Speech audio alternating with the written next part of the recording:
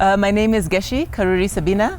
I am an associate professor at the Wits School of Governance, helping to coordinate the new Tayarisha research group in digital governance. So we're a school of governance. We focus on whatever governance issues there are of the day, and everybody is very aware that we are in an age of digitalization. So that's really the technologies we see coming in, changing how we use data, changing how we do things. So whether it's talking about artificial intelligence, blockchain, cloud computing, all of these words we hear, they matter in the governance space. They matter in the sense of how they change the considerations for policy making, how they change the actual act of administration, how they transform service delivery, how they create new regulatory roles, right? So the role of regulation that the state holds becomes important. But also as we have new digital economies, it matters for other governance actors. So what does it mean for corporates? What does it mean for civil society when you think about communities and public goods? So what we are talking about when we talk about digital governance is the ability to make sense of all of that and to figure out what it means in terms of new or revised or more innovative governance approaches that can make sense of these digital turns, but can also leverage these digital turns to make things more efficient, to make things work better.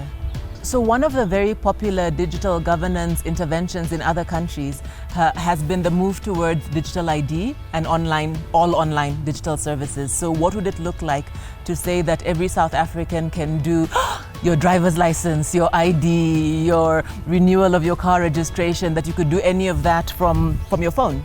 What would that look like? Well, there are a whole range of governance issues, from issues of inclusion and access to issues of costs, to issues of the capacity of state to implement something like that, to how private sector actors get involved because they would have to, which platforms you're looking at, what privacy issues, what ethical issues. And as South Africa, we are still very much, compared to other places, in early days of figuring all that out. But we're very aware that there are other governance actors. There are governance actors in the private sector, and yes, in the civil sector as well. Now, one of the trends that we've been very involved with through interventions like the Civic Tech Innovation Network, which is an African community of practice for civic innovators who are leveraging digital technologies and new data forms to address their own social activism issues. And we've been very involved in that because we are very keen on improving civic governance as well.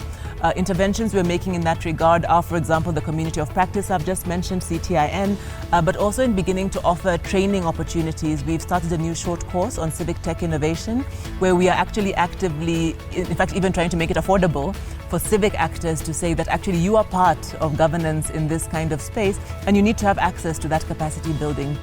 My name is Maxwell Masego. I am a postdoc at Tayarisha Center. We specialize in researching digitalization in government, which is an area that I'm specifically interested in. We had a group assignment, which I think was very, exciting for me, because we were given different case studies about situations around the world. So we had to really come up with a civic tech solution to those problems in those specific countries.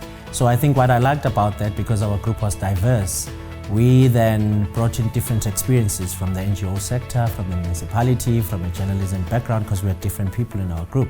So ultimately, we were all able to bounce off different ideas and come up with a solution that we thought could solve those problems, even though it was just in paper and it was an exercise.